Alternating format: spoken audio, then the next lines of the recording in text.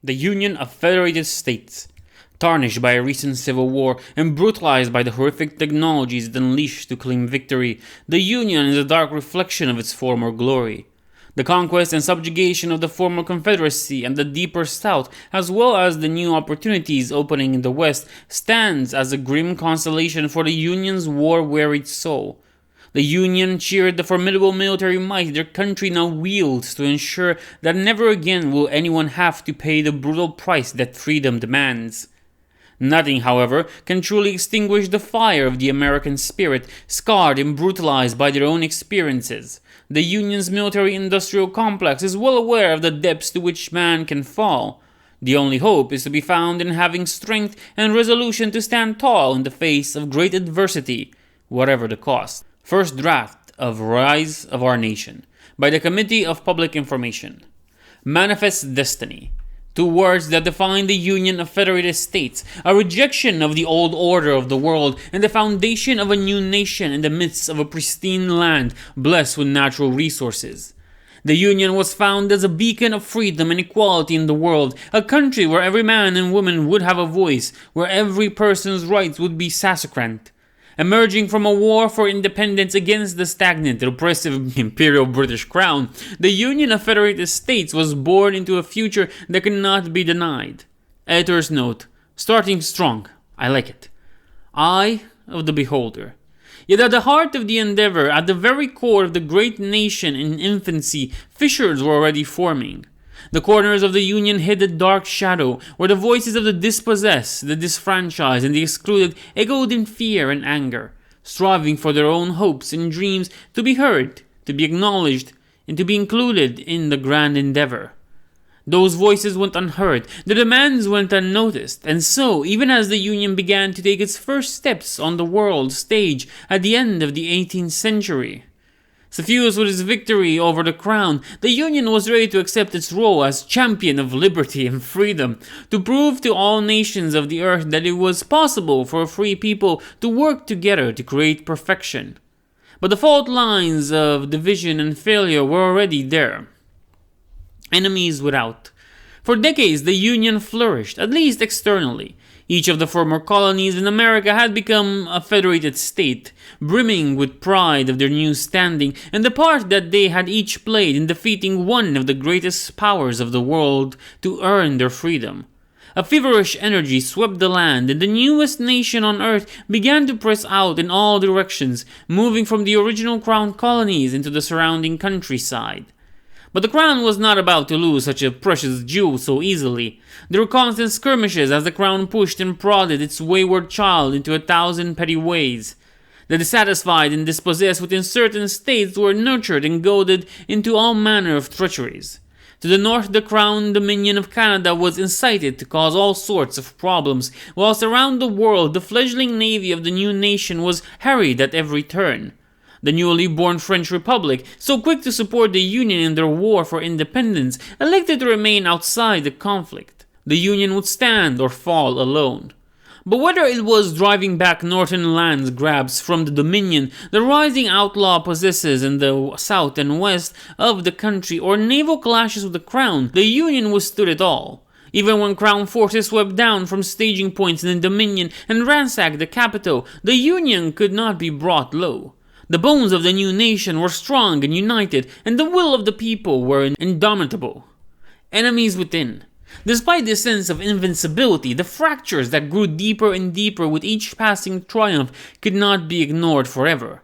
The Crown did all they could to give succor to the diverging ideology separating the northern states from the southern. The grievances were many and were deeply felt on both sides, but it was not the Crown who eventually set brothers and sisters against one another in the Union. For nearly a decade, the Union had tolerated the presence of a group from the Covenant of the Enlightened, a global coalition comprising of many of the preeminent brilliant minds of the age. This cabal of enlightened had enclosed themselves deep in the Western territories, hiding from the prying eyes of the world. While most of the enlightened arrogantly declared themselves to be the sole custodians of their fruits of brilliance, the enlightened led by Burson Carpathian were of a different philosophy. Unlike their peers elsewhere in the world, these egalitarian members of the Covenant believed that the marvels that they develop should be made freely available to all who could afford them. Where money could not be readily given, perhaps some other currency might be favored, such as land titles, mineral access, or information that might lead to further breakouts. Like their peers elsewhere in the world, these men and women could turn their genius to create the most destructive weaponry imaginable. All they needed were willing customers desperate enough to pay their price. It is impossible to know in hindsight if the war between the states would have occurred without the offer of support from Carpathia and his enlightened. It is possible that men of reason and peace living and ruling on either side of the Great Divide might have come to some accommodation. Many of the differences were fading even as the violence grew imminent. It was argued by several statesmen of the day that if given enough time, peace would have been possible. Editor's note: this will play well to the South. I like it. The Ore War. The initial flashpoint in 1860 was a dispute over whether state or central government should have control over the extensive oil and mineral reserves of Mississippi and Texas. Indeed, the Civil War was also known as the Ore War for just that reason. Carpathia and the enlightened peers loyal to him knew that the wealth and power they require for their greater work could only be had if these tensions and fears were stoked. Weapons of terrible efficiency and horrific power found their way to any faction who might conceivably triumph in the coming conflict.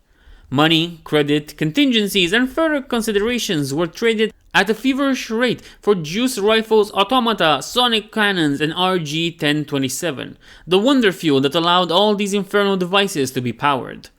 The Ore War escalated into all-out civil war, a conflict the likes of which had never been seen by man on Earth before. Entire towns were turned to storms of ash, twisting of infernal breezes roaring up into blackening skies. Armies were swept from the fields as streams of crimson power flashed beneath the rising clouds of smoke and dust. In the first year alone, over 1 million souls were lost, civilians and soldiers together, as the nation went mad, tearing at itself like a diseased animal without reason or sense. And that was only the beginning. Conflict on a new scale. Brutal raids on towns and villages swept out from dark, foreboding forests, cutting down farmers, merchants, and craftsmen and their families. Typical Union stuff. In the acts of reprisal, the forests were set to torch, the raiders screaming their last agonized breaths into the fury of the flames. The war spilled beyond the borders of the Union, and soon the Republic of Mexico became a battleground too. The Mexicans were drawn into the conflict to aid the Confederates in exchange for a promise of favorable terms after the conflict ended. Armored land ships crawled across the churned, muddy ground, shrugging off blasts that would have shattered castles. And then, as they fell upon fortified enemy positions, they were rendered in turn into pyres for their crew, as even more powerful weapons were brought to bear. And all the while, the factories of the enlightened weighed and measured, making certain that the Confederacy and the Union were evenly matched, so that neither would have the decisive advantage, and equal currency and titles were pledged by both sides should they be victorious. That very balance, of course, only made the conflict much more terrible.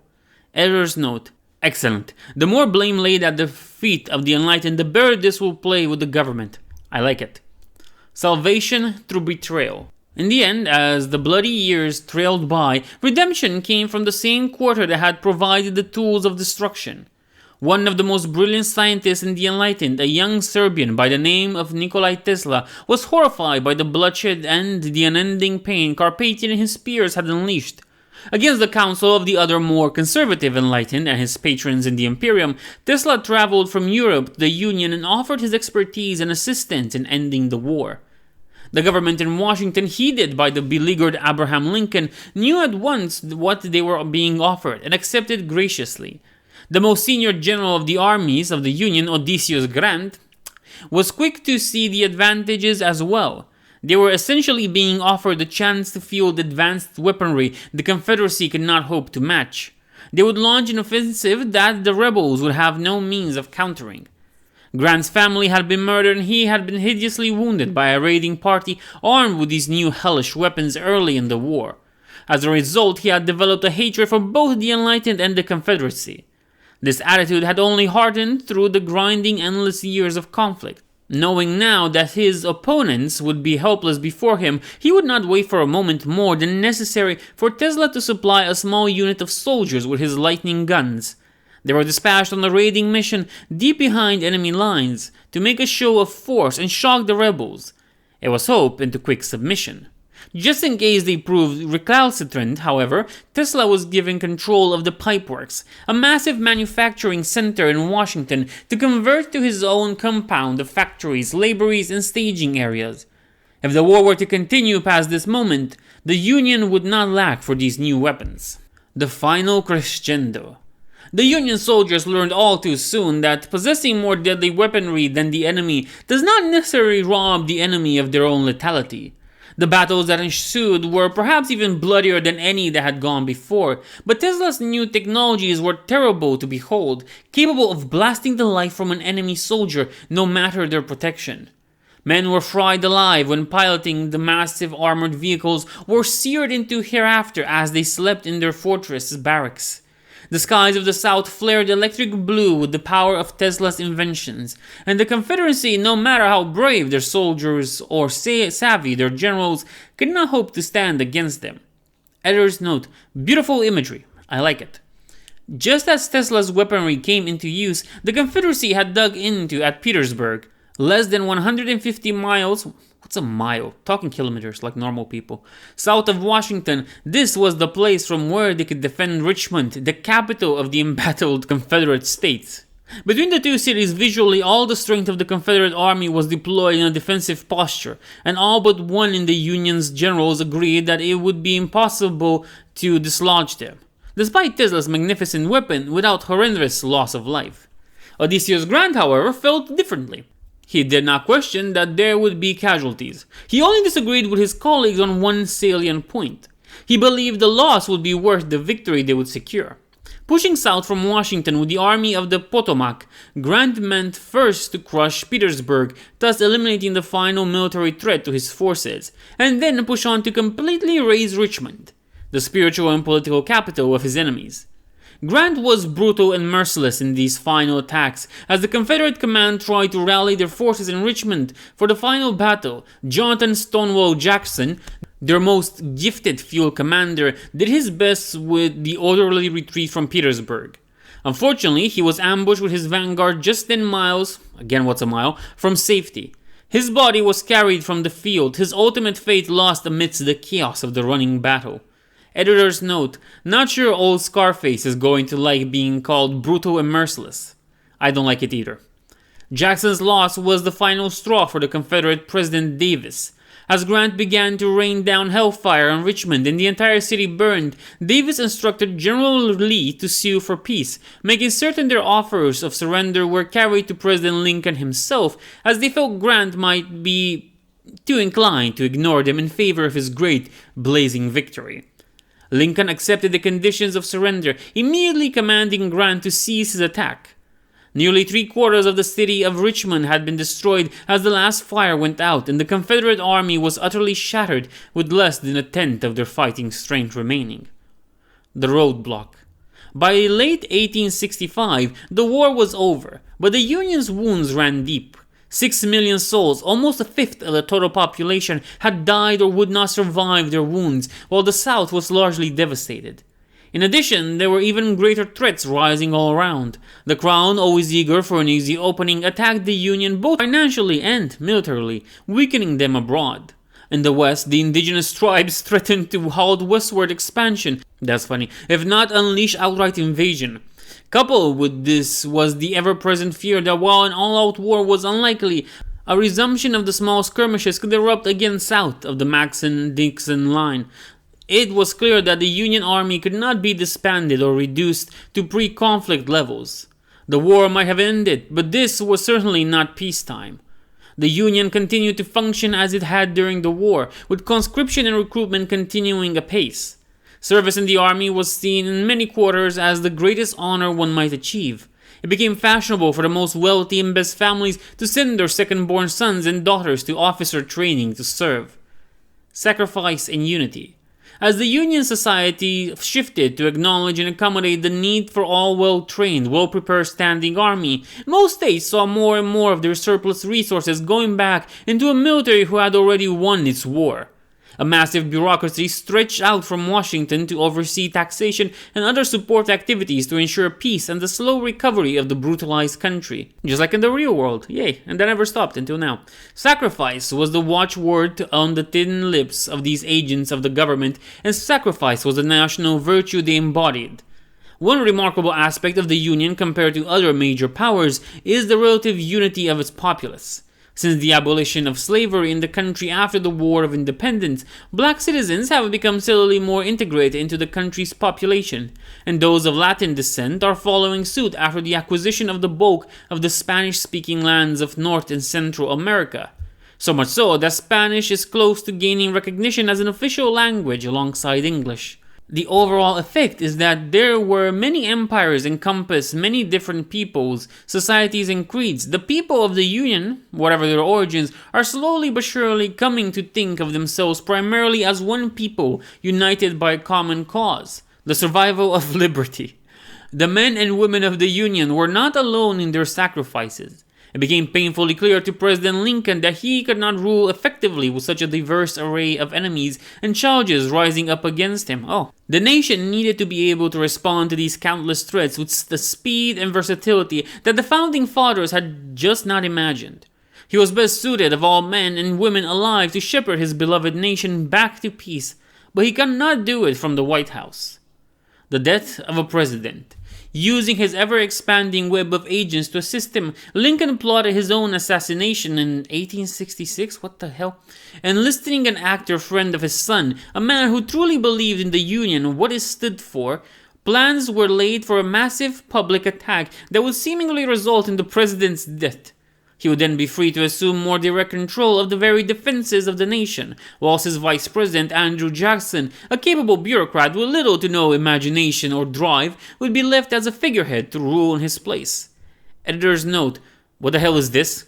You can't talk about this kind of stuff in public. Cut it all out, I hate it. Knowing that for the ruse to succeed, he would have to die, John Wilkes Booth was not afraid to give his life for his nation. As planned, there was a struggle, and a juice blaster roared within the confines of a small private theater box. When the smoke cleared, the world reeled at the death of the president. Even his own family believed he died that night. The sacrifice made that night was by two men. Booth was caught as planned and killed for his actions, and Lincoln would never be allowed to return to his private or public life again. Abraham Lincoln was now relieved of the trappings of office. He was free to move out into the wide world in order to lead his extensive army of gifted killers through the shadows, and conducting the infinite number of dark and dreadful deeds the times demanded of the nation, should she expect to survive. Lincoln knew that there were things the Union Army could not be called upon to do, whether it was investigating dangers to the wounded country, to ferret out plots and schemes that threatened her, or eliminate potential problems before the public could even be aware of them. His secret service was essentially to the health of the Union. Editor's note: are you nuts? Do you want to go missing? Cut it all out, I hate it. Growth of the Union. The army places its faith in themselves and their arsenal. Grant remained the general of the armies, and although his bitterest foe was no more, he began to view all threats to the Union as equally despicable. He had seen the horrors of war. He had seen his family destroyed before his very eyes with the terrible weapons unleashed by the covetous enlightened. He had seen the savages of the warrior nation tear his beloved soldiers limb from limb. There was only one way his nation was going to survive this terrible time, and that was through strength. Editor's note: ease up upon the slaughter of the Union, eh? I don't like it. To the north, the Union's border stretches to the length of the Dominion of Canada, to the cold reaches of Russian Alaska, frontier territory of the most inhospitable kind. To the south, the war-ravaged and lawless hinterlands of Mexico still harbor rebels and dissidents contesting the Mexican absorption into the Union in May 1868. The army knew such challenges could not go unanswered. Whilst the northern borders are reinforced against crown incursions and further reinforcements funneled into the west, the invasion of Gran Colombia in the spring of 1869 ensured that not only were further attacks on the Union's southern border discouraged, but that further resources and territories enriched the lives and coffers of all the member states. Such rapid expansion requires deployment of large garrisons of Union troops to ensure these new territories remain loyal to the manifest destiny that drives the Union ever onwards. Looking to repeat the gains made in Gran Colombia, the Union Army mobilizes itself once more with an eye southward on the newly emergent socialist unity of South America. The Union ascended. Building on the designs purchased from the Enlightened during the Civil War, Union military technology is mostly an effective mix of the innovative and reliable. Though Carpathian and his Enlightened continue to supply the Union with RG fuel cells, the nation has warmed towards other, less fickle sources of innovation. Union manufacturers such as Orlington and Chase produce an array of functional but beautifully engineered weapons and operating systems. Tesla continues to contribute automata designs and spark reactors for the military as well as to improve the lives of the citizens of the Union.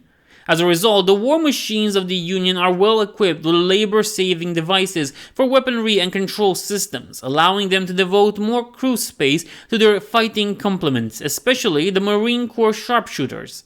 When it comes to offensive power, in all the spheres, the Union prefers relatively simple weapons.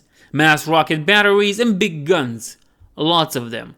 Landships and rolling thunder battle tanks bristle with heavy cannons whose long barrels, superior ammunition, and automatic loaders allow them to lay down heavy barrages at extreme range. Union warships are driven by huge paddle wheels rather than propellers, allowing them to maneuver far more efficiently than their great size would suggest. Reinforced with another Enlightened development, Sturginium, the massive structures are very resistant to damage. Union airships, the core of its aerial force, are also highly resilient beasts filled with inner helium gas, a byproduct of the nation's oil industry. They can absorb immense amounts of punishment while dishing out huge quantities of their own. Editor's note: the official story here is that Brigadier General Samuel Sturgis discovers Sturginium while leading an expedition into the Dakota Territory. The Enlightened then stole it and took to the south to the Antarctic to mass produce it. Are we clear? There is one thing that all of the men and women who have answered the Union's call can agree on. With weapons and technologies such as these, the Union of Federated States is still the greatest hope for installating liberty and independence in the world. An uncertain age.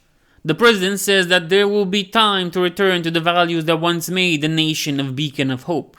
At some point in the future, there will be peace again, and time for relinquishing weapons will come. Until that time, there can be no peace. Better to curtail freedom today, that the Union may live on to be an example to the rest of the world tomorrow. For without the Union, how else will freedom in the wider world prevail? Editor's note: great ending, but that stuff about Lincoln has to go. If the public knew the truth. If you made it this far, please remember to like, comment, and subscribe. It helps the channel grow. Nevertheless, I hope you enjoyed this, and I'll see you in the next one. Arrivederci.